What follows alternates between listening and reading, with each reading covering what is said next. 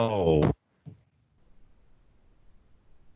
there we go. All right. Welcome to the I'm here with magazine podcast series. I'm Patrick Sonia, and today we're here with Quinn Teechma. She is, of course, one of the stars of February's Dog, which is coming out soon. And we're going to talk about that today. You can catch her on Instagram or on all social medias at just her name. It's at Quinn Teechma. And how are you doing today? I'm doing pretty well. Thank you for having me on today. No problem. Jill's been wanting me to get you on for a little while, so it's cool that you're here now. So before we kind of get into it, how's things been going with you? We've been kind of on this for a little while now, and kind of things are starting to open up. So as somebody that's like worked on something, has stuff in the like waiting in the wings to kind of get going, how's things been going for you? Really well, actually. It's kind of strange because I feel like I've been almost more busy through the quarantine. Okay. We've got a lot on the go right now. Of course, the film. We're hoping for a fall release at this point. We were supposed to be in theaters right now, but of course the theaters are closed, so Yep. no theaters. We are Yeah, tentatively fall. We're basically just waiting right now. As soon as the theaters open, we can talk to them directly. And then we're going to do a theatrical release through Alberta and then expand through Canada. But we are actually working on pre-sales in Europe right now. Okay, that's pretty interesting. It's kind of cool, like just the differences of global, what you can do in one place and the options that you kind of have and everything like that. But so let's kind of talk about the film a little bit before we get too far in. So it's kind of like for people listening in the Calgary region, this is kind of really cool because there's a lot of like things that kind of are, it was kind of shot here. A lot of the actors are from here. It's based on kind of like the oil kind of industry a little bit and kind of things that have been happening. And then also now that's kind of more relevant too because of the mental health aspect and all the things that are going on with people losing their jobs. It's almost like if it would have came out like last year or something like that before all this happened, it would kind of been like would have been like a preset to be like, wow, this is actually happening. But not a lot of people are kind of dealing with this. So kind of like in a nutshell, just I don't want to give too much away, but just kind of an overview of what the movie is about. It's two colleagues who get laid off out of the blue, and they're told they're going to be hired back in 3 months. Bang, like that's happening to everyone right now, when people with their temporary layoffs and stuff like that.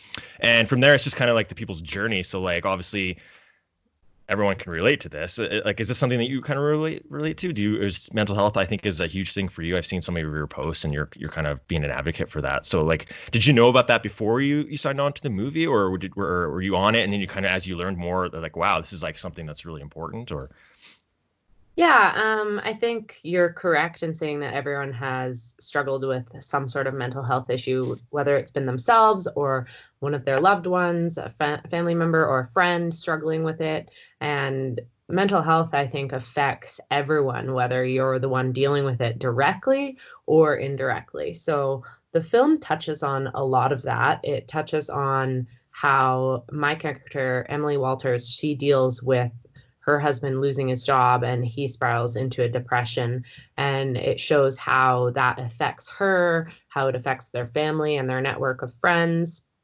So I definitely connected with Emily on a lot of levels. I myself have dealt with different things like depression and anxiety, not only myself, but people I've lived with, people who have had close in my life for years.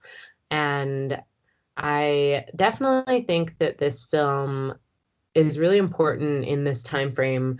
Like you say, in Calgary and the whole world right now is dealing with these very similar issues of mental health and losing their jobs and losing so much right now that it is definitely applicable to so many more people and a larger audience at the moment. Yeah, I'm really proud to be a part of it, and I'm really excited to kind of see where it goes. We're starting our own podcast actually every Wednesday. We're going to be going live at 5 p.m. I'm going to be interviewing people. This Wednesday, I'm interviewing Paul Chinook. So we're going to touch on a lot of those subjects. And okay. it's a great opportunity for kind of people to get involved and jump in and ask questions.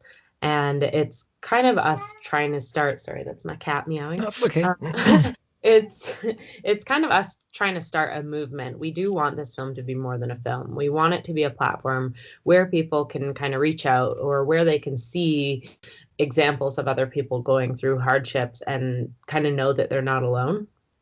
Right, and I think that's kind of like like you said, everyone's dealt with some sort of mental thing, and it's kind of like I don't know if it's like a comfort that everyone's kind of dealing with it all together as once, because it's like now like I think like for years there's been like the stigma where like mental health illness like or I'm just sorry is kind of not as big of a deal as like other things, and I think Yeah. now that like we're all in this, it's like a global thing. You can't say like, well, it's just it doesn't affect me because it literally is affecting everyone, and it's not like it's good that people are getting a taste of that, but it's like it's almost kind of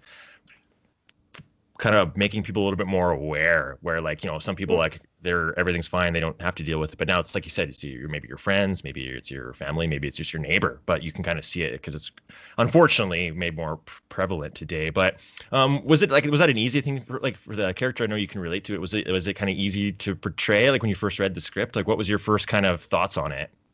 Yeah, so weirdly, the script actually just started out as a short film. So Okay. I got talking with Paul. Paul and I had worked together on, I believe, Tin Star was the first show, Okay. and maybe Heartland and Hell on Wheels, a few different things filming around Calgary area. And he contacted me with this script, and as soon as I read it, I was like, oh my God, I called him right away, and I was like, Paul, you have to put me in your movie. Like, we have to do this. And then we just kind of got working together and talking, and he ended up writing more of the script and sending it to me. And I just really connected with Emily. I had lived with a boyfriend for about 4.5 years who lost his job and was struggling with depression and different mental health issues. And through that experience, I think was the most applicable experience in my life to connect with my character. And yeah, I think it really took some time for me to, I guess, think about what's applicable to everyone and what Emily was going through versus what I went through and was going through. A lot of them crossed over, but a lot of things are unique experiences. And I really wanted to make sure that I was giving the character justice. But I think overall, it was a very interesting experience to kind of fall into somebody else's life. And it was, I'm really proud that I could kind of hopefully do her justice. For sure. And have you seen the finished thing? Like how do you feel like kind of watching it back? Do you like So we actually just filmed an additional like 40 minutes in okay. December, and that has not been added in since I've seen it. So I saw the original rough cut when it was about an hour and 7 minutes long. Now it's Okay. about an hour and 45 minutes. So it's a full feature now. So I think that the difference is just going to be wild. Okay. This project has just spiraled out of control. As I said, started as a short film, went into kind of like full length. Now it's like actually full length, and now we're submitting all over the world and looking for pre-sales in Europe. Like that's so exciting. It's kind of a Uh, big deal. Yeah, no, but it's like kind of becoming more than just a film too. Like you said, like now there's a podcast. Like you probably didn't expect any of this to kind of be happening when you first kind of are like, oh, put me in the movie. You just wanted a part. You just wanted to be part of it. But now it's becoming a little bit more. So, tell me a little bit about the podcast. Do you guys, what are your kind of your plans for that? Yeah, so we're just starting out. I'm going to be going live. I'm going to be hosting it every Wednesday, 5 p.m. And essentially, what our goal is to interview people involved in the film industry, but also anyone involved in mental health. I am kind of hoping to get a counselor maybe on 1 or 2 weeks or every once in a while. I really want to mix it up. I don't want it to just be strictly people from the movie, Yeah. characters from the movie, although we do want to be very inclusive of characters in the movie. And I think it's a unique opportunity for people or fans to actually talk to people in the movie. I mean, how often do you get to ask cast questions? Oh, so it's Um, going to be an interactive podcast now. yeah, it's going to Okay. be live, and we're going to have people interacting on the Facebook page. So I'm just going to broadcast it directly to the Facebook page, and that way people can comment along. We also have done a question thread. So each week I'm going to post a question thread for the next week. So right now there is a question thread up for Paul Chinook. Anyone can ask questions that he can touch on during his interview, and then we'll go over those questions the next week. So Cool. pretty And exciting. and that's right on so people can find that on the February's Dog Facebook page, or is Yeah, that on the February's Dog? Okay. yeah. So people could do that. You can find them on I'm Facebook. posting it all over mine as well. So you look any of us up, you look Fenry's dog up, you'll find it. Just go follow the film, right?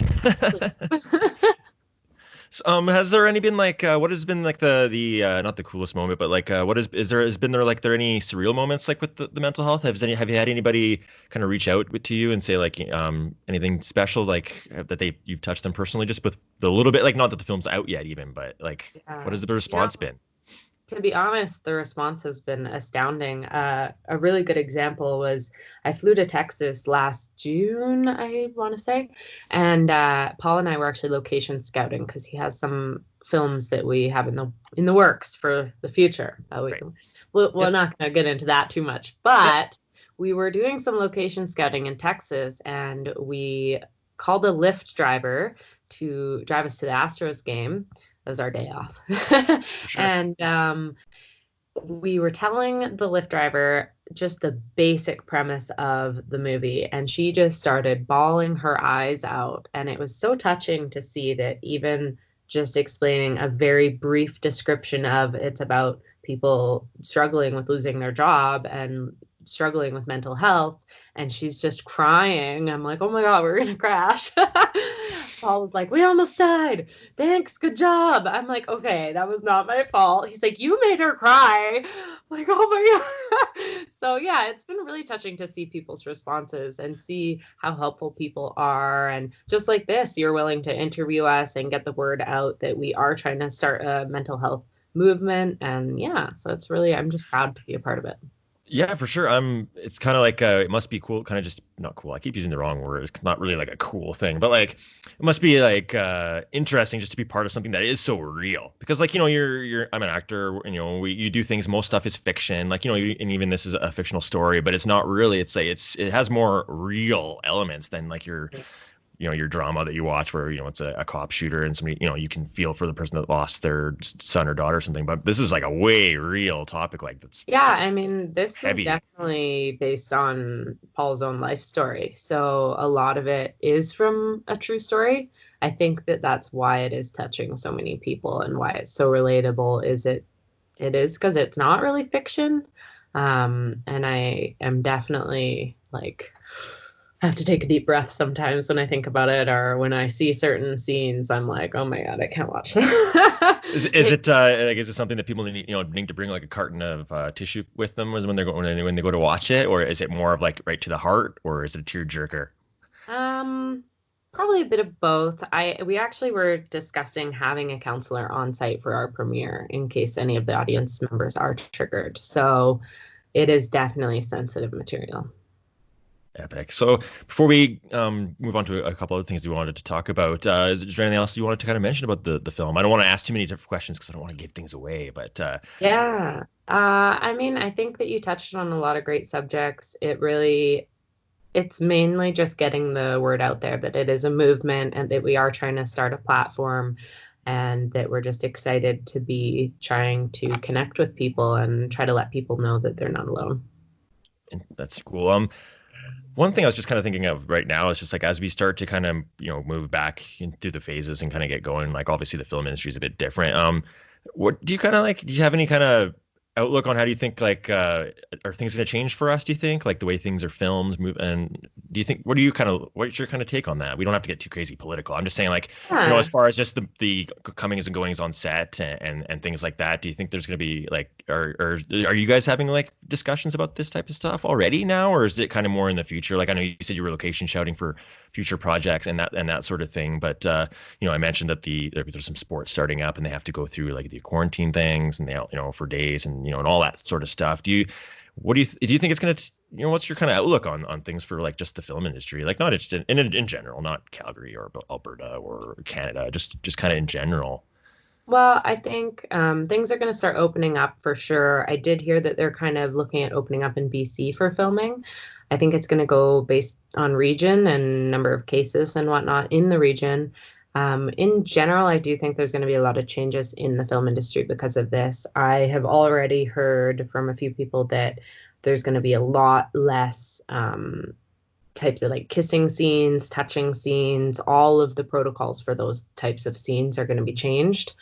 And a lot of that type of thing is just being written out of scripts just because it's easier to just not include that hug or that kiss. Right. Um, so I think that's going to be the main thing that's going to be changing.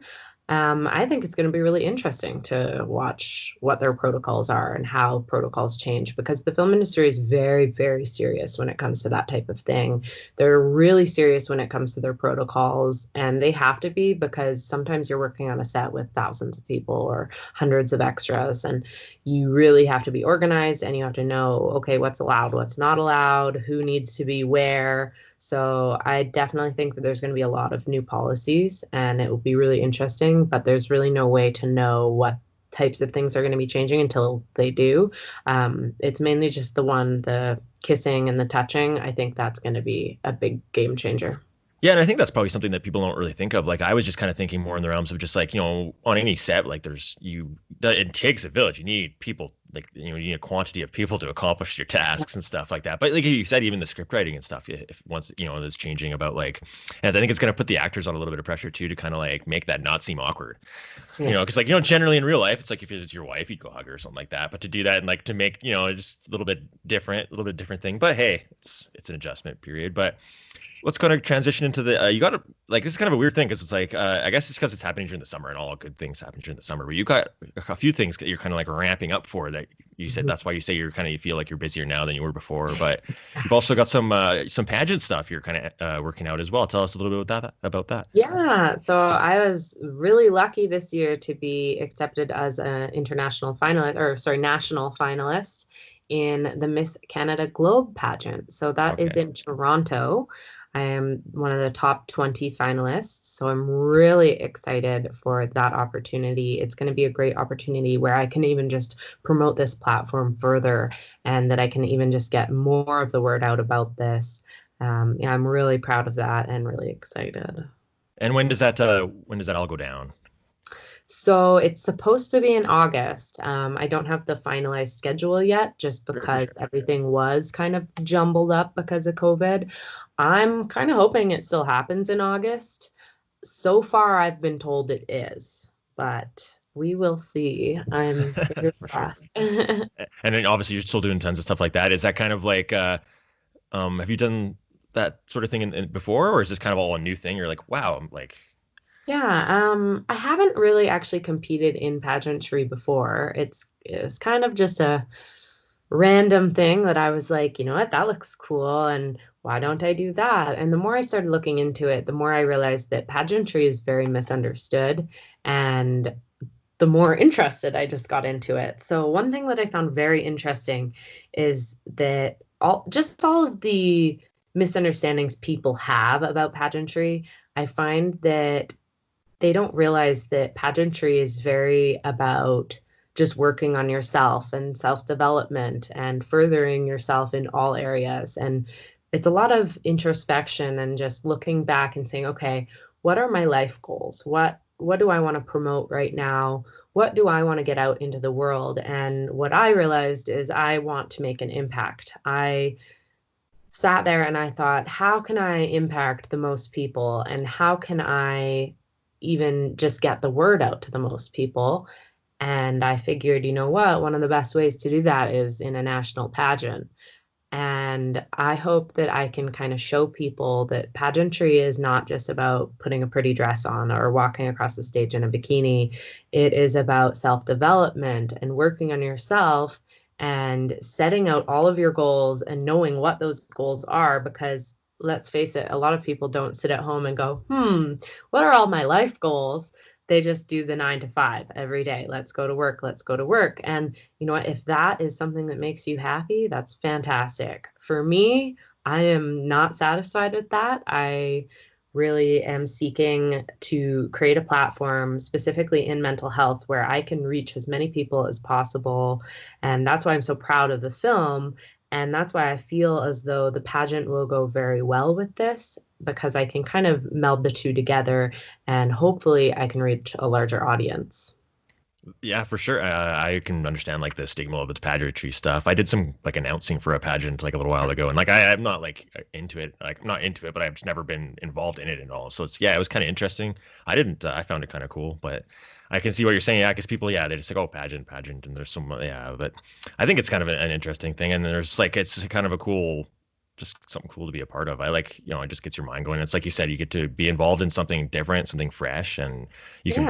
you can bring who you are, and you can share it with everyone else. Like, and that's kind of what it's all about, being like yourself, like you said, and all the things you're about, and then kind of like showing it to everyone. And are you, Jill, like our editor, Jill, I'm sure all the Yeah. listeners know who Jill is. She's kind of like, she's really into fashion and all that sort of stuff. So like, I think she would probably love doing what you're doing. But is there like, from that point of view, has it been cool, like just, getting into the fashion kind of end and like that type of fashion? Because obviously it's a bit different, like big gowns and stuff. You don't wear that Yeah. stuff on a daily basis. Is that one of the coolest things? Choosing the So dresses and I stuff? haven't gotten my gowns yet. Mm. So part of pageantry is actually finding sponsors. So I'm going to be Yeah. searching out sponsors for my gowns, and I'm going to be really excited to be working with sponsors. I think it's an important life skill to be able to collaborate with people and say, hey, how can I help you? And how can you help me? Jill's been great about that as well. She is just brilliant, and she's been helping me with marketing and whatnot. So I'm really happy about that. She's just too nice, that girl. She Yeah, works too hard, she honestly. does. But yeah, the fashion side of it has been interesting. We actually have to come up with a costume. So there's the evening gown, which I'm just so excited to wear a beautiful gown. But there's also a costume aspect of it, and you're supposed to do a Canadian kind of pride costume, something that you're prideful of. I've seen a lot of girls have done different ones, like a hockey dress, and they had like a peacock fan behind them, but it was made with hockey sticks. I've seen Right. some crazy costumes. So I'd say I'm really excited to create my costume. I'm not going to give away any hints about what my plan is, but it's definitely going to take some time to put together. So you're So, not going to come out just like a big hockey puck, like a circle thing, like maybe no. I will. That is a good idea. Do you want to help me make it? She's got the stick. Somebody else has got the sticks. You just come out in the puck. Or just come out in goalie equipment. Just do it like there you go. I'll just dress up as coronavirus now. There we go. You can't say that they're not the most relevant, right? Right? It's relevant in every country. Yeah, well, I think anyone listening, if you're a sponsor and you like are down with I don't know how you couldn't be down with all the things you're kind of representing right now. They should definitely reach out and get a hold of her. That's what I say to you. If you're listening and you're a sponsor and you want to get involved in something epic, do it. Do it like right now. Yeah, I've just started looking for sponsors just this kind of week. I'm just setting up everything, and I'm really hoping that I can find sponsors that really align with what I'm trying to project and Yeah. my platform. I want it to be sponsors that I can actually help their business or maybe help with promotion or help with different things. I do want it to be a collaboration. I don't just want, oh, people throw money at me. Because again, like to me, that's not what pageantry is about. It's about Yeah. growing a community and working together. So, Yeah, like money, money is money, donate money, but like awareness and exposure is a lot more important, really. Like, well, not exactly. more important, just as important, I should say, not more Yeah.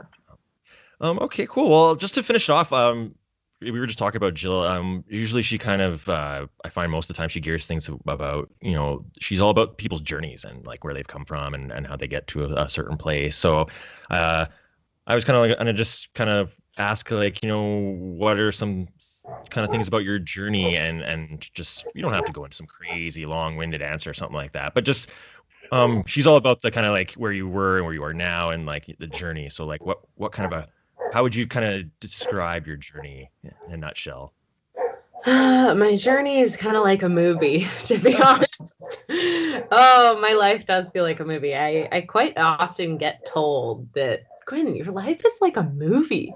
You're just like, it's like, what happens to you? And I'm like, I know, I don't know.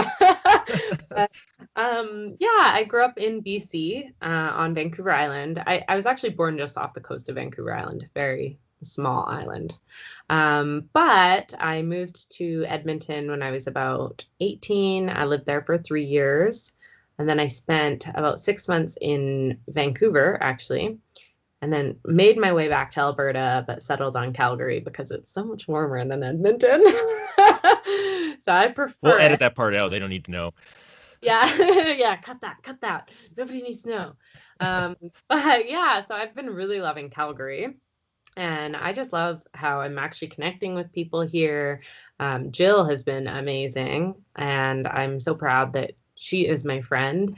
And I definitely understand what you mean about her trying to see people's stories. It's always so nice because she is so supportive of everyone, and not a lot of people are like that. Yeah, for me, it's mainly just been the journey of kind of finding myself, and I think that the pageant has been really good for that. I'm still young. I'm only 26, so I'm just in that kind of phase of my life where it's like, okay, I'm starting to settle and figure things out, and I know what I want now, and that type of thing. So yeah, it's been exciting. So, like I said, you can follow all your social media endeavors on at Quinn Teechma, of course. That's QUNNTEECHMA for everyone that's listening. Of course, if you see it on social media, you can just click the links. Of course, you can catch her on February's Dog. The feature film is coming out, and she's also going to be at pageantry stuff as well. And podcast has just started up now, live on the February's Dog Facebook page every Wednesday. Is that, are you guys doing that for the foreseeable future, like every Wednesday for the summer? Or perfect. Well, Yeah, then there's I plenty of mean, time it's something that to I get would on like. board. Yeah, I'd like it to be an ongoing thing. Even after the release of the film, I'm still wanting it to be kind of a platform. It's still something that's very important to me. And it's something that will be really important even along with the pageantry. I also do women's empowerment boudoir photography. So Okay. even that kind of melds in with mental health. I'm really just trying to find all of my interests and center them around mental health and just connecting with people. So definitely it will be continued on. Hell yeah, that's a good way to do it. And I'll just let us finish off with anything you want to add just to finish things off today. Yeah, just please tune in on Wednesdays at 5 o'clock for our lives. I really appreciate when people are interactive and asking questions. And again, it is a unique opportunity to ask people not only just about film industry questions, but acting questions and mental health questions. That's a pretty unique opportunity. And just thanks for getting involved. Awesome. That's right. You've been listening to I'm Here with Magazine podcast series. We'll catch you next time.